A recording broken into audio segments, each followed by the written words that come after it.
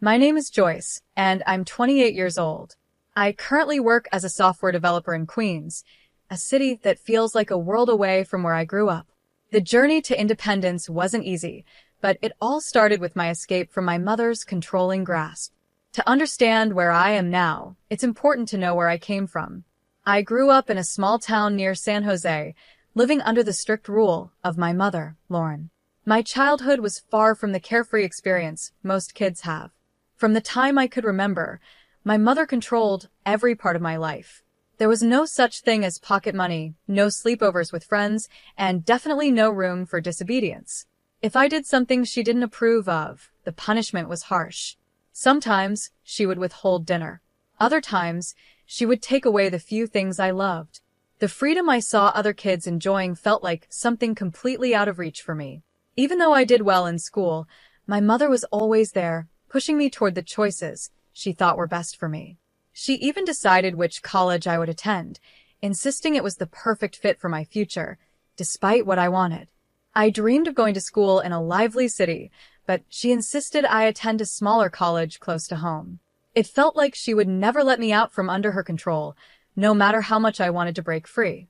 College, however, was where I first caught a glimpse of the freedom I craved. For the first time, I was able to make some decisions on my own. And after graduation, I grabbed the chance to move to Queens.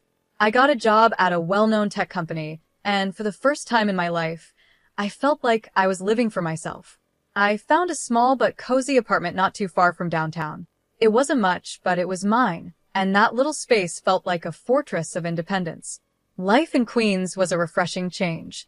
I took delight in the simplest things: walking to work, choosing my own groceries, and deciding my own schedule. Those small freedoms meant the world to me after years of being under my mother's thumb. For the first few months, everything felt perfect. But then strange things started happening.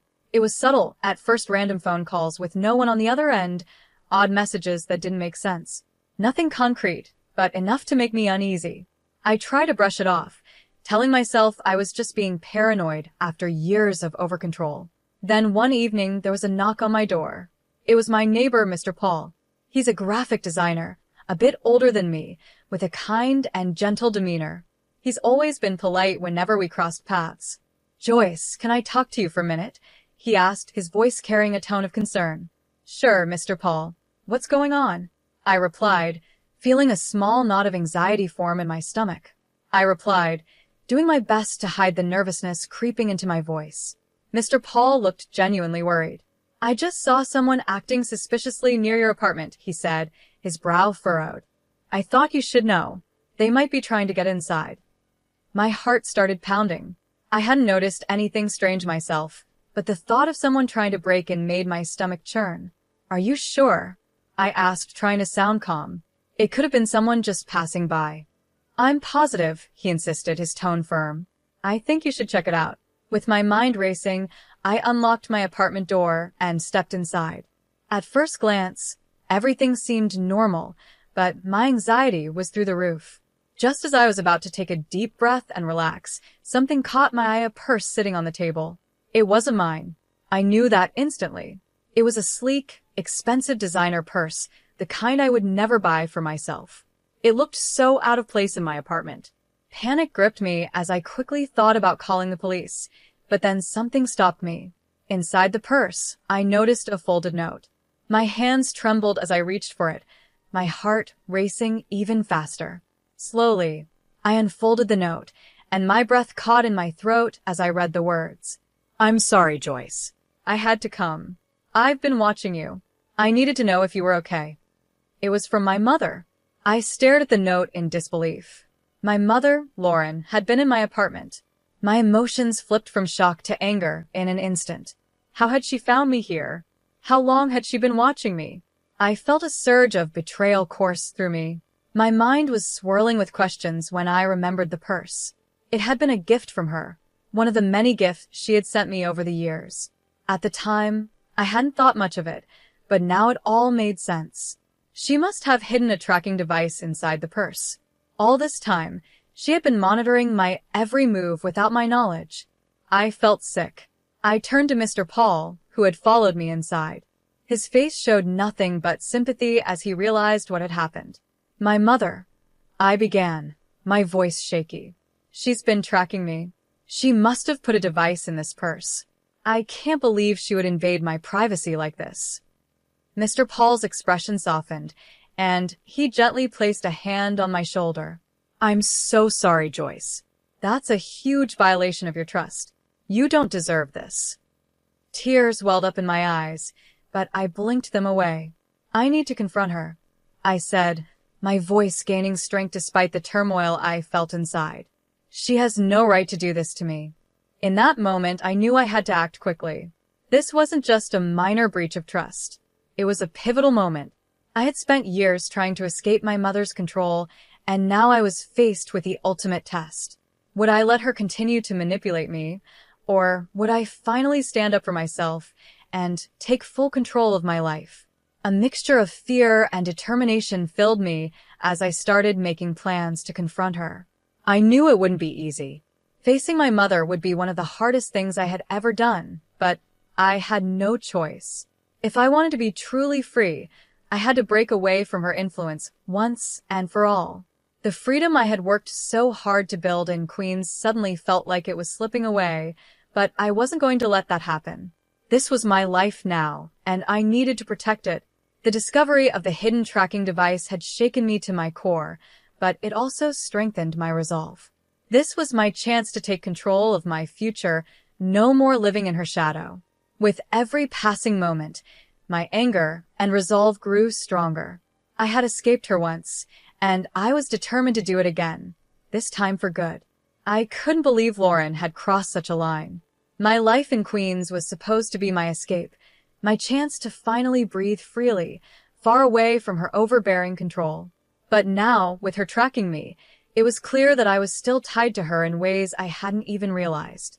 Her presence felt like a cold shadow, reminding me that no matter how far I ran, she was always pulling the strings. The next day, I gathered all my courage and made my way to the address she had listed. She wasn't staying in some grand place, just a small, run-down apartment not far from where I had grown up. It wasn't luxurious, but it was enough for her. As I approached the door, my heart pounded in my chest. Every step felt heavy, burdened by years of frustration and pent-up anger. When I finally knocked, the silence that followed felt like an eternity. Then, after what seemed like forever, the door creaked open. "Joyce," she said softly, her voice carrying a mix of surprise and guilt. "I wasn't expecting you." I stepped inside, barely able to contain my anger. "You weren't expecting me?" I said, my voice sharp. "You've been tracking me with a hidden device, and now you're surprised?" Her face paled, and she shifted uncomfortably. "I just wanted to make sure you were safe," she stammered. "I didn't mean to invade my privacy." I cut her off, my voice trembling with fury. "You've been following my every move, Mom. This isn't about safety. This is about control. You've never let me live my own life." Her eyes filled with tears, but she remained defensive. "I've done it all for you," she insisted, her voice shaky. "I was just trying to keep you close, to help you." "Help me?" I nearly shouted, my frustration boiling over. "By suffocating me? By deciding everything for me?" I'm 28, Mom. I'm an adult. I need to live my own life. Tears began streaming down her face, but the walls she had built around herself remained firm. "I'm sorry, Joyce," she whispered. "I didn't know how to let go. I've made mistakes, but I didn't know how to fix them." I stared at her, my emotions swirling in a confusing mix of pity and frustration. "You're not just apologizing for tracking me," I said, trying to keep my voice steady. "You need to understand how deep your control has gone. It's not just this one thing, it's everything." And that's when she revealed something I hadn't expected.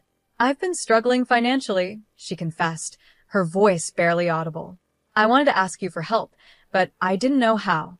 Her words hit me like a punch in the gut. "You were going to ask me for money after spying on me?" I asked, disbelief and anger swirling inside me. Lauren nodded, her eyes filled with shame. "I've been in debt," she admitted, her voice barely above a whisper. "I've spent more than I should have, and I thought maybe if I kept an eye on you, I could figure out a way to fix things." A cold rage built inside me. "You've been spying on me to figure out how to get money from me?" I said, my voice icy. "That's despicable. You've manipulated and controlled me for years, and now you want to use your invasion of my privacy to solve your own problems." She tried to reach out to me, her hands trembling. "Joyce, please," she begged. "I didn't mean for things to get this way." I took a step back, feeling the weight of everything crashing down on me. All the years of control, all the time she had made me feel small and powerless, it was all coming to a head now. I wanted to scream, to yell, to make her understand the damage she had done. But instead, all I could feel was a deep, aching sadness. "This isn't just about the money, Mom," I said quietly, my voice strained. "It's about the way you've treated me, the way you've never let me be my own person. You don't understand what you've done to me." Lauren stood there, tears streaming down her face, but I could see that the defensive wall she had always kept up was starting to crumble. For the first time, I saw her not as the controlling figure who had dominated my life, but as someone who was deeply flawed and lost in her own way. Yet, despite that, I knew I couldn't let her continue to manipulate me. "I need space," I said finally, my voice firm. "I need to figure out my life without you constantly hovering over me. I can't keep living like this." She nodded, her face crumpled with regret, but I could tell she didn't know how to fix what she had broken. And maybe she never would. As I walked out of that apartment, a weight lifted off my shoulders. It wasn't easy, but I knew this was the first real step toward reclaiming my life. For the first time in a long time, I felt like I was finally breaking free from the grip she had held on me for so many years. This wasn't just about privacy or money, it was about my future, and I was ready to take control of it once and for all. "I'm sorry." My mother's words felt hollow, like she was saying them out of habit, not because she truly meant them. I shook my head, feeling the weight of the years of manipulation pressing down on me. "I can't do this anymore, Mom," I said firmly, my voice trembling with emotion. "I can't keep letting you control my life, even from a distance." Leaving her apartment, a flood of emotions overwhelmed me: sadness, anger, and a strong sense of determination. I knew deep down that the only way to truly reclaim my life was to cut all ties with her. This wasn't just about the tracking device or her attempt to ask for money. It was about breaking free from years of emotional control, from a childhood and adulthood shaped by her manipulations. As soon as I got back to my apartment, I sprang into action. I knew that if I didn't make changes now, I would never break free from her hold. The first thing I did was get a new phone.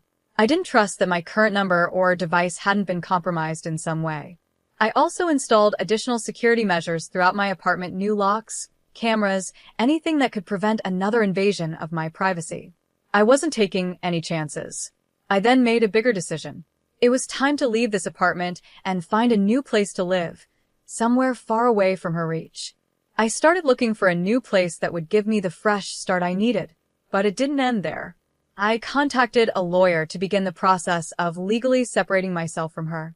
I needed to take every step necessary to make sure she had no control over any part of my life, even legally. Each of these steps filled me with both relief and heartache. I had longed for this freedom for so many years, but now that I was finally taking the steps to claim it, the cost was higher than I'd expected. It wasn't just about moving on from my mother's control, it was about rebuilding myself. I had to rediscover who I was outside of her influence, to find my own sense of autonomy and self-worth. As I began packing up my belongings and preparing for the move, Mr. Paul became a surprising source of support. He offered to help with the logistics and, more importantly, he provided a kind ear during some of my toughest days. We spent more time together, and his steady presence became a small comfort in the middle of the chaos I was navigating. I hadn't expected to rely on him, but his kindness made everything a little more bearable. However, the battle was far from over. The more I distanced myself from Lauren, the more I realized just how deeply her manipulation had affected me. It wasn't just about what she had done recently. Her influence had shaped the way I viewed relationships and trust in general. I was beginning to see how her actions had controlled every aspect of my life, from the smallest decisions to the biggest moments. Confronting my mother was only the first step. I knew I had a long journey of self-discovery and healing ahead of me. It was daunting, but at the same time, I knew it was necessary. For years, I had been living in the shadow of her control, and now I was finally stepping out of it. The struggle for my independence had only just begun, and I had to prepare myself for the challenges that lay ahead.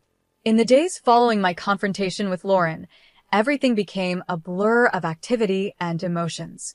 I finally moved into a new apartment, far from the small town near San Jose, where I had spent my childhood. My new place felt like a fresh start. It was modern and bright, with big windows that let in streams of natural light, a stark contrast to the cramped spaces I had known before. It was the kind of place where I could begin to feel like I had control over my own life, where I could breathe freely without the weight of my past pressing down on me. But even as I settled into my new surroundings, the emotional burden of everything that had happened still lingered. Moving into this beautiful apartment was a huge step forward, but the scars from years of manipulation didn't just vanish. I knew it would take time to heal. The path to independence wasn't just about changing my location, it was about changing my mindset, letting go of the emotional chains that had bound me for so long. With each passing day, I felt a little stronger, a little more sure of myself. I was finally carving out my own life, on my own terms. And even though the road ahead was still filled with challenges, I knew that I had taken the first step toward true freedom. This was the beginning of my journey, and for the first time in a long time, I felt like I was in control of my own story. I had lived in cramped, small spaces before, but this new apartment felt like a whole new world. As I unpacked my belongings, I was filled with a strange mix of excitement and apprehension. There was something soothing about the process of unpacking, giving me the chance to reflect on everything I had been through. But as I pulled out each item from the boxes, I was reminded of how deeply Lauren had intruded into every corner of my life. Her control had seeped into everything, even the smallest parts of who I was. The legal separation from my mother was a huge step forward. It was both liberating and painful. On one hand, it freed me from the emotional chains that had held me captive for so long. But on the other, it was the final cut in our already complicated and strained relationship. The lawyer assured me it was a standard procedure, but to me, it felt like closing a chapter one had struggled with for years. This was the definitive end I hadn't been able to bring myself to make before. Throughout this difficult time, Mr. Paul was always there. His presence was a quiet comfort in my life. He helped me with the move and offered me a steady shoulder to lean on when the emotions became too heavy to bear alone. We'd often spend the evenings in my new apartment, talking about everything and nothing. His calm, kind nature was such a welcome contrast to the turmoil I had been through. In those moments, I was reminded that not everyone in my life wanted to control me. One evening, as we sat in the cozy living room of my new apartment, Mr. Paul brought up a topic I had been avoiding. "You've been through a lot lately," he said gently. "How are you really holding up?" I took a moment to glance around the room. The empty spaces reminded me of all the things I had left behind, both physical and emotional. "It's been a whirlwind," I admitted. "I feel like I'm finally starting to breathe again, but it's hard. It's hard to let go of everything that happened." He nodded, his expression full of understanding. "It's a lot to process, but you're doing really well. Look at this new place. You're making changes and taking control of your life." His words struck a chord with me. It was such a relief to talk to someone who wasn't trying to manipulate or control me. Mr. Paul's support had been more meaningful than I could have ever anticipated. He helped me see that even amidst all the upheaval, there was a positive side to all of it. This was my fresh start. As the weeks passed, I began settling into a routine in my new apartment. I threw myself into personal projects I had neglected for years, things that made me happy and allowed me to finally express myself without fear of judgment or control. I also began to reconnect with old friends, people I had lost touch with during the years of isolation under my mother's influence. Their support and understanding were a welcome comfort during this time of transition. Despite all the positive steps I was taking, the shadow of my past still lingered. I would occasionally receive messages from Lauren, pleading for forgiveness or asking for updates about my life. Each time, I felt a pang of guilt, but I knew responding to her would only pull me back into the chaos I had fought so hard to escape. I had to stay strong and remember that cutting ties with her was the best thing for my future, no matter how difficult it was. One day, as I was preparing dinner in my apartment, Mr. Paul came over to help. We were casually chatting about my new job when, out of nowhere, he asked, "Do you ever think about what's next for you? Beyond just getting away from all of this?" I paused, the question catching me off guard. I hadn't thought much beyond escaping my mother's control. "I'm still figuring that out," I admitted. "I've been so focused on just getting away from my mother and her control that I haven't really thought about what comes after." Mr. Paul smiled softly. "That's understandable. But now that you've taken such a huge step, you've got all the freedom to think about what you want for your future." His words stayed with me long after that conversation.